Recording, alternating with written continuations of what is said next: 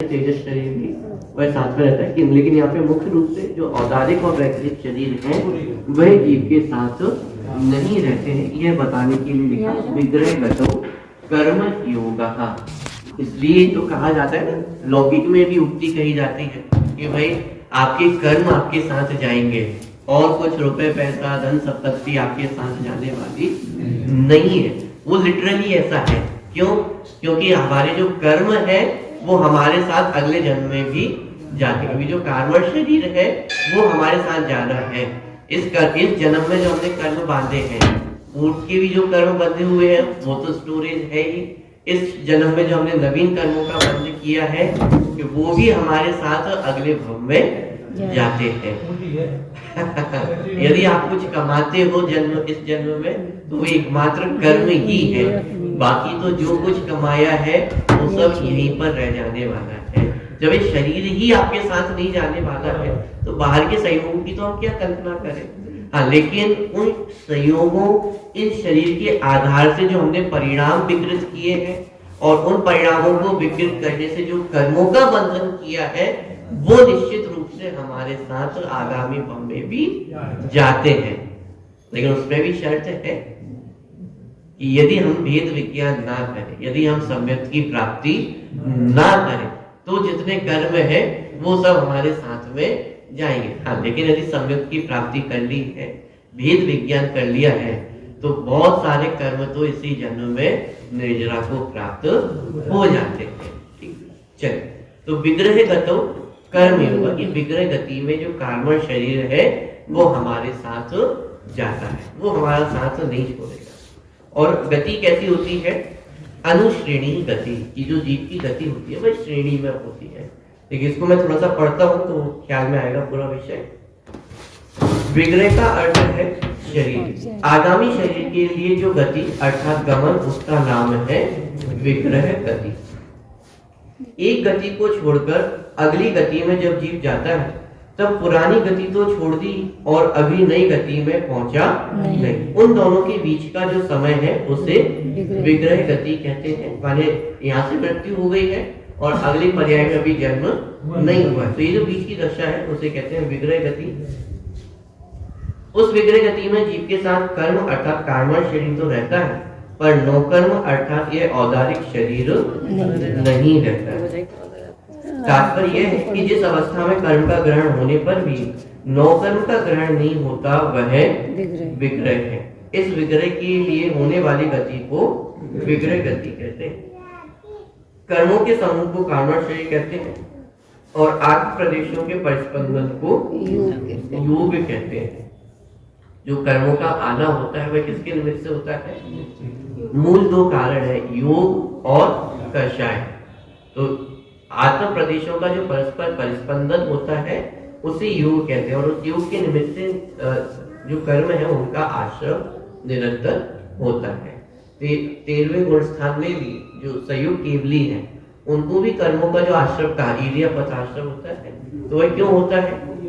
योग के कारण ही होता है, क्योंकि वर्तमान में संयोग केवली है तो वर्तमान में जो आत्म प्रदेश है उनमें परिस्पंदन होता है। परिस्पंदन के कारण ही कर्मों का आना होता है। लेकिन चूंकि वहां पर कषाय नहीं है इसलिए जो कर्मों का आश्रम हुआ वे आश्रम जो कर्म आए हैं वे रुकते नहीं है, आए गए। इसे कहा जाता है ईर्यापथ आश्रम। क्योंकि योग है इसलिए कर्म का आश्रम तो हो रहा है लेकिन कषाय नहीं है इसलिए बंधन को प्राप्त नहीं होते। तो योग जो आत्म प्रदेशों का परिस्पंदन है उसे योग कहते हैं। तो कर्मों के समूह को कार्म श्रेणी कहते हैं और आत्म प्रदेशों के परिस्पंदन को योग कहते हैं। आत्म प्रदेशों के इस परिस्पंदन को कार्म श्रेणी निमित्त रूप है इसलिए उसे कर्म योग या कर्म योग कहते हैं। इस प्रकार हम देखते हैं कि विग्रह गति में भी नए कर्मों का आश्रम होता है। माने विग्रह गति में भी जीव नए नए कर्मों का बंधन कर रहा है। ऐसा नहीं कि वो 1, 2 या 3 समय के लिए थोड़ी सी राहत मिल गई हो।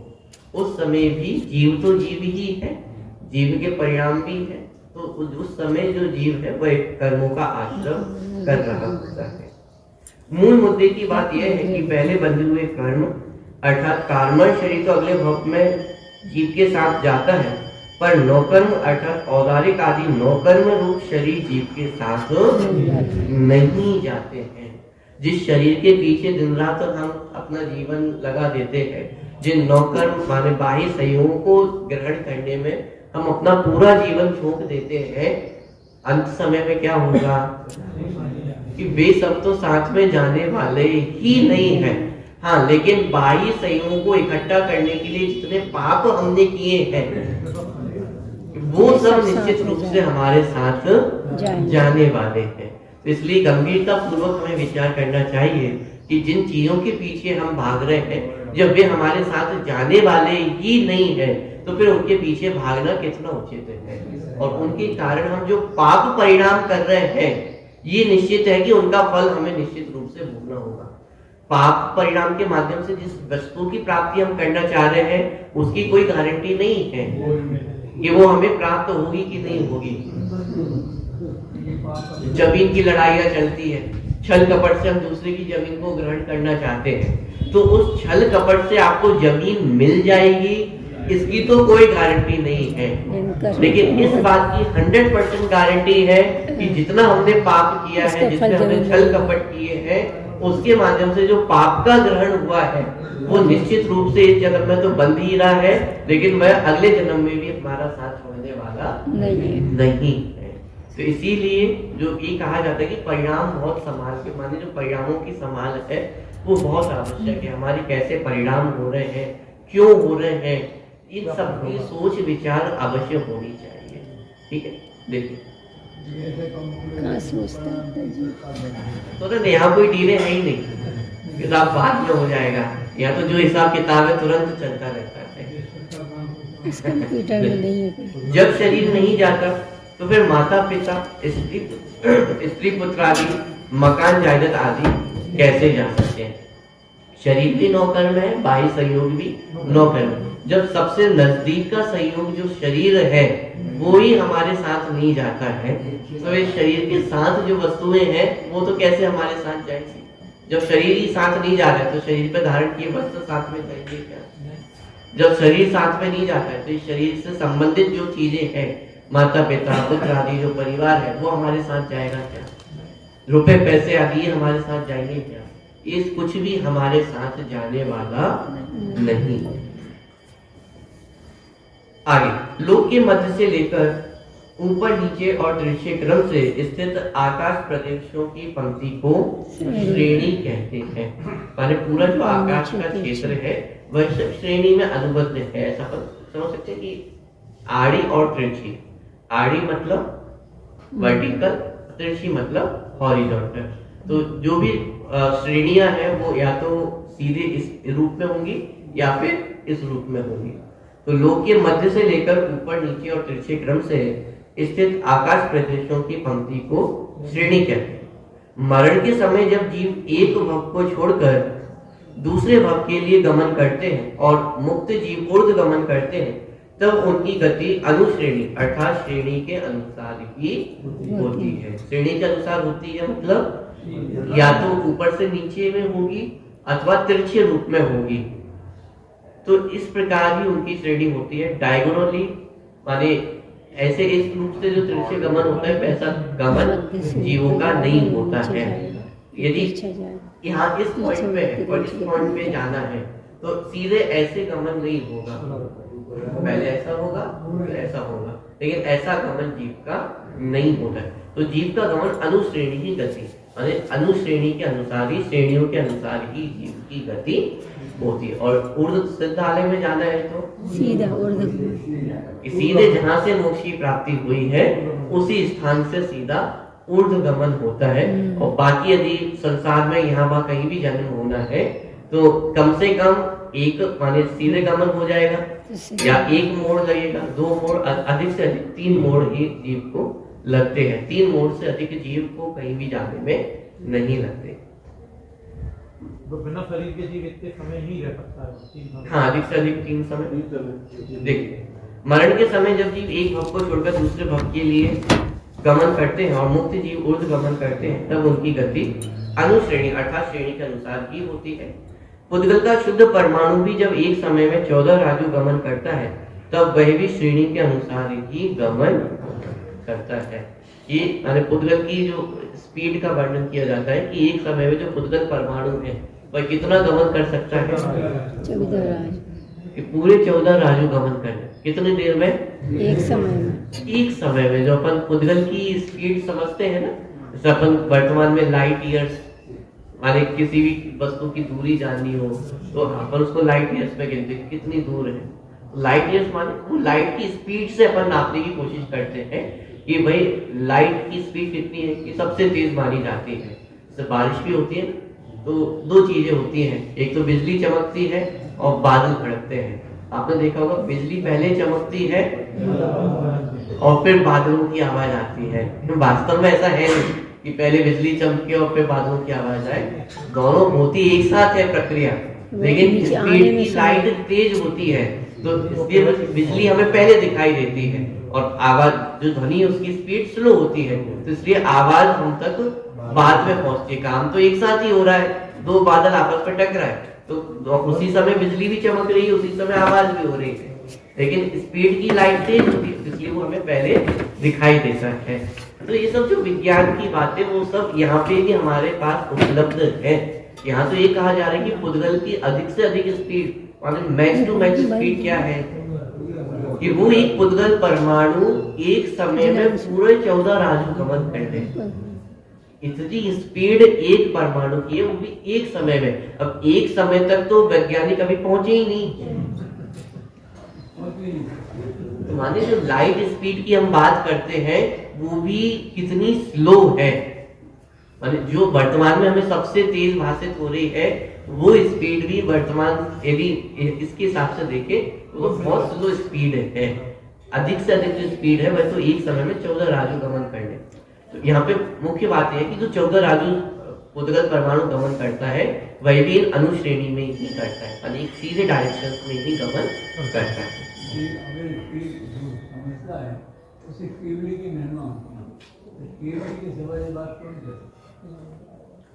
उपयुक्त श्रेणी की 6 दशाएं होती हैं, पूर्व से पश्चिम, उत्तर से दक्षिण, ऊपर से नीचे, अन्य 3 इनसे उल्टे। माने कहीं भी गमन होगा तो कैसा होगा, पूर्व से पश्चिम होगा और उत्तर से दक्षिण होगा और ऊपर से नीचे होगा। तो इस प्रकार की ही जो दशाएं हैं वो जीव की माने जो गतियां हैं वो हो सकती है। तो ये 3 प्रकार की हो गई, इनका उल्टा कर लो।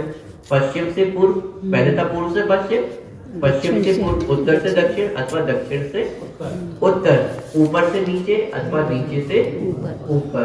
तो इस प्रकार 6 अवस्थाओं में ही जीवों का गमन होता है। इसके अलावा जो विदिशाएं कही जाती हैं उनमें जीवों का गमन, विदिशा में पहुंचना है तो भी वो दिशाओं को ही जाकर के श्रेणियों का ही सहारा लेगा। ऐसा नहीं कि तिरछे रूप में डायगोनली वह पहुंचे।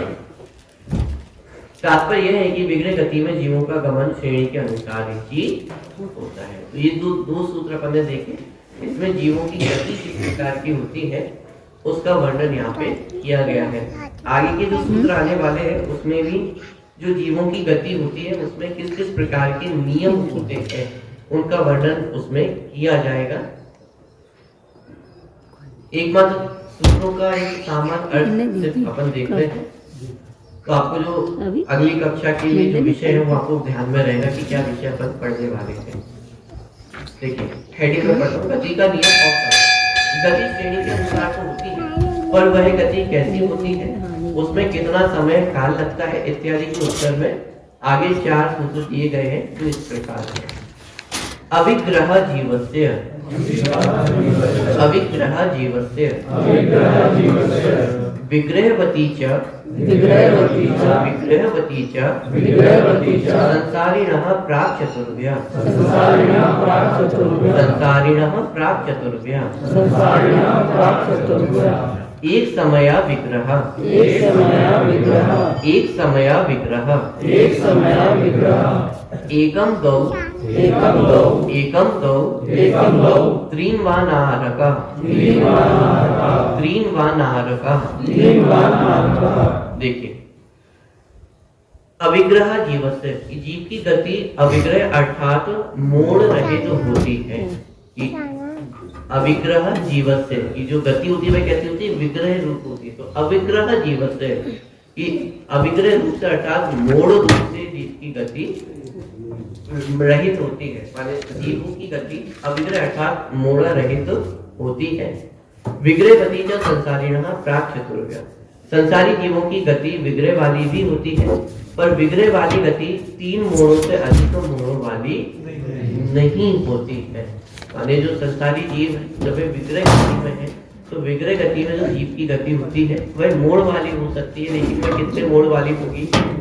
अधिक से अधिक 3। और ये नियम नहीं है कि मोड़ हुई हो। अब किसी को जैसे यहाँ से यहाँ मृत्यु हुई और यहाँ पे ही जन्म को प्राप्त होना है तो सीधे ही जाएगा, वहां मोड़ लेने की आवश्यकता नहीं है।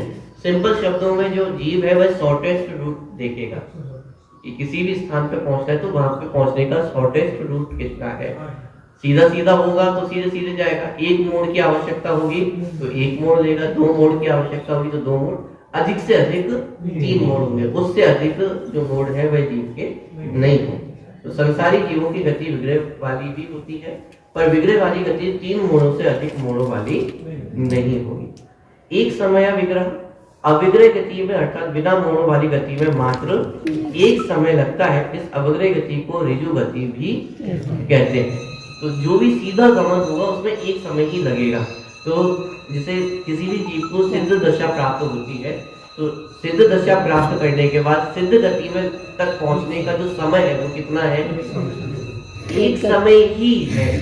भले कहीं से भी मोक्ष की प्राप्ति हो, कितना समय लगेगा? एक समय ही लगेगा। और फिर जितने मोड़ होंगे प्रत्येक मोड़ में एक एक समय लगता है। तो कोई यदि 2 मोड़ में कहीं जन्म को प्राप्त हो रहा है तो कितना समय लगेगा? 2 समय लगेंगे। और यदि सीधा गमन हो रहा है, कहीं कोई मोड़ नहीं है, तो वह एक समय में ही पहुंचेगा। ठीक है। विग्रह गति में जीव एक समय, 2 समय या 3 समय तक अनाहारक रहता है। इसका तात्पर्य है कि जो विग्रह गति की अवस्था है वो कितने समय की रहती है? अधिक से अधिक 3 समय तक की जो अवस्था है वह विग्रह गति की रहती है। तो ये अपन ने सामान्य सूत्र और उनका अर्थ देखा है। ये मैंने इसलिए पढ़ा क्योंकि अगली कक्षा में आपको विषय थोड़ा ध्यान में रहेगा कि क्या विषय अपन पढ़ने वाले हैं। विग्रह गति संबंधी जो भी नियम है उन सबकी चर्चा अपन अगली कक्षा में करेंगे।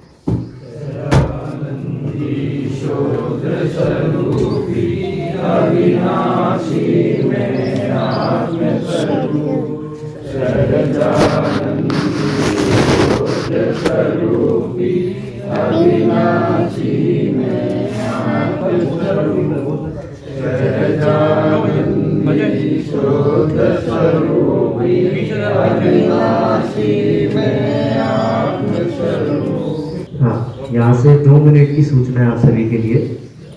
सूचना नहीं, एक खुशखबरी है आप सभी के लिए कि हमारी इस पावन विदिशा नगरी में बड़े समय के बाद प्रथम जैनत्व बाल युवा शिक्षण शिविर लगने जा रहा है 10 मई से 16 मई तक, जो कि जबलपुर से जिनदेशना जो संस्थान संचालित होती है उसके गाइडेंस में लगेगा। विराट जी जबलपुर जो शास्त्री है उनकी गाइडेंस में लग रहा है। और 10 मई से 16 मई तक यह बाल शिविर लगने जा रहा है। यह मात्र बाल शिविर नहीं है, इसमें युवाओं को भी हमें जोड़ना है, इसलिए उनके लिए भी हम लोगों ने अलग से कक्षाएं रखी हैं। 6 डाला की कक्षा और जो उससे भी प्रौढ़ वर्ग है जैसे आप लोग हैं, तो आप लोगों के लिए हमने निखिल भैया मुंबई उनको बाहर से बुलाया है। बाहर से विशिष्ट विद्वान भी पधारने वाले हैं। तो वह सुबह आपको 4 अभाव और शाम को संगीतमय आध्यात्मिक जो हमारे पौराणिक पुरुषों की कथा है वह सुनाएंगे। और इस शिविर की मैं सूचना आप सबको क्या दूं, आप सब से शिविर लग रहा है, आप लोग हैं तो शिविर लगा पा रहे हैं, तो मैं आप सभी को इस शिविर का चेहरा बनाना चाहता हूँ। भाई हम लोग इतने लोगों से नहीं मिलते जितना आप सब मिलते हैं, समाज में जितने लोगों से आप लोग मिलते हैं उतना हम लोग नहीं मिल पाते हैं। तो मैं ये चाहता हूँ आप जिनसे भी मिले, दिन में जितनी बार भी मिले, उनसे ये अवश्य बोले कि भाई 10 से 16 मई हमारा ये शिविर लगने जा रहा है, जिनमें आप अपने अपने घर के बच्चों को, बड़ों को, सबको भेजें। पैम्पलेट छप रहे हैं, कुछ दिनों में लग जाएंगे। पर उससे भी पहले बात यह है कि जो अपने घर के बच्चे हैं वो तो अपने साथ शिविर में रहें। इसलिए मैं आप लोगों से निवेदन करता हूँ कि शिविर में आपके आसपास के, आपके घर के और जो बाहर से आपके घर में आने वाले हैं, कई लोग नाना है यहाँ पे, कई लोग मामा है, तो जो भी बच्चे आने वाले हैं, जो भी घर में और घर के आसपास बच्चे हैं जिनको भी आप जानते हैं, उनसे निवेदन अवश्य करें कि 10 से 16 मई तक अपने बच्चों को और अपने घर वालों को कहीं ना भेजें, विदिशा में ही रखें। और उसकी रजिस्ट्रेशन की जानकारी आपको मैसेज के थ्रू मिल जाएगी। और शिविर में हमारी दिनचर्या क्या रहेगी, कितनी कक्षा लगने वाली है, उसकी थोड़ी सी रूपरेखा भी समर्थ हुई आपको यहाँ से बताने वाले हैं। शिविर का स्थान यही अपना जो बड़ा मंदिर है इसी में लगने वाला है। और दोनों टाइम अपनी कक्षाएं लगेंगी, प्रातः के समय भी लगेंगी और शाम के समय भी लगेंगी। प्रातः के समय 7 बजे से 7:15 बजे तक अपना पूजन और बच्चा का कार्यक्रम चलेगा। इसके पश्चात 7:15 से 8:40 तक स्वल्पाहार की व्यवस्था यहाँ पे रखी गई है। जो बाल शिवरार्थी हैं उनके लिए पूरी स्वल्पाहार की व्यवस्था यहाँ पे रहेगी। इसके बाद 8:40 से 9:30 बजे तक विभिन्न कक्षाएं हैं। एक पैम्पलेट जो आपको दिया जाएगा उसमें कक्षाओं का पूरा विवरण है और ये सब अपन को भी भरना है, मतलब आप अपन सबको भी भरना है, क्योंकि इसमें छोटे बच्चों के लिए भी कौन सी कक्षाओं का चयन है वो भी है और कोई बड़े व्यक्ति हैं उनकी बड़ी कक्षाओं का चयन भी उसके अंदर किया गया है। जिसे प्रवचन के रूप में कक्षाओं का लाभ लेना है उसका भी उसमें विवरण है। तो विभिन्न कक्षाओं प्रवचन 8:40 से 9:30 बजे तक इसमें रखा गया है। ये प्रातः का कार्यक्रम है। शाम के समय 7:30 से 8:15 बजे तक भक्ति का कार्यक्रम है। फिर 8:15 से 9:15 बजे तक विभिन्न कक्षाएं एवं प्रवचन। इसमें भी सेम कक्षाएं जो सुबह के समय चलेंगी वही कक्षाएं शाम के समय भी चलेंगी। और 9:15 बजे से 9:45 बजे तक सांस्कृतिक कार्यक्रम रखा गया है। प्रतिदिन अलग अलग व्यक्तियों के माध्यम से सांस्कृतिक कार्यक्रम चलेगा। और जो छोटे छोटे बच्चे हैं काफी दूर भी रहते हैं उनके लिए ऑटो की व्यवस्था भी रखी जाएगी, मतलब ले जाने के लिए आने के लिए एकदम सुविधाजनक ऑटो की व्यवस्था भी रखी जाएगी। इसलिए ये दोनों समय का ऐसा दिनचर्या है जिनका भी मतलब सबको, जिनके घर में भी जितने भी बच्चे हैं और बाहर से हैं, नानी के घर, चाची के घर, सबको लेके फॉर्म का रजिस्ट्रेशन तो अवश्य कराना ही है। ऑफलाइन और ऑनलाइन दोनों माध्यम से है। ऑनलाइन की लिंक आज आपके पास आ जाएगी। ऑफलाइन के जो भी पर्चे हैं कल तक आपको आपके हाथों में मिल जाएंगे। तो ऑफलाइन और ऑनलाइन दोनों माध्यम से आप उसका रजिस्ट्रेशन करा सकते हैं। हाँ, आपको जो फॉर्म दिए जाएंगे ऑनलाइन और ऑफलाइन, उसमें आपको टिक करने के लिए दे दिया जाएगा कि किस मंदिर के पास आप रहते हैं, तो उस मंदिर का ऑटो पहुंचा करेंगे, आपके बच्चों को वहां पे पहुंचाएं और शिविर में सम्मिलित करें।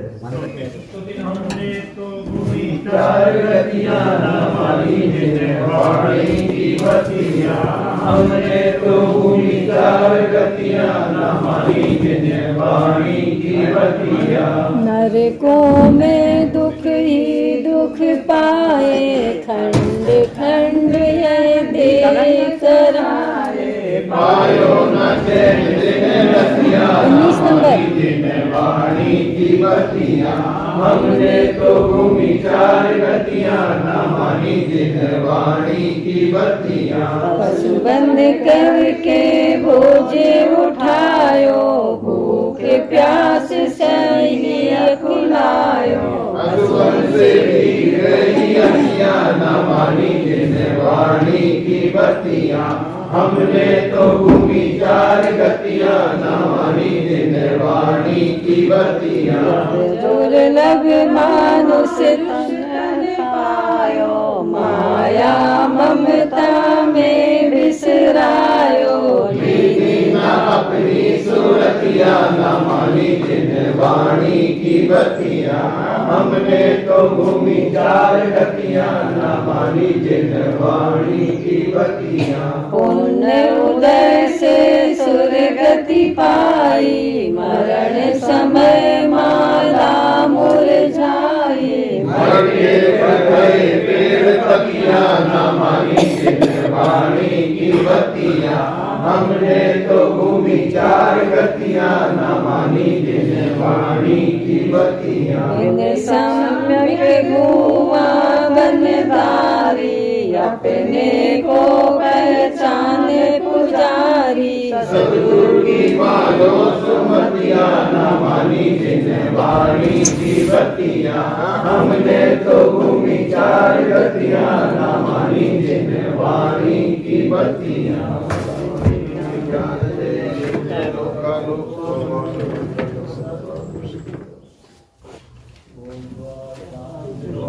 माता की जय, राज की जय, धर्म की जय।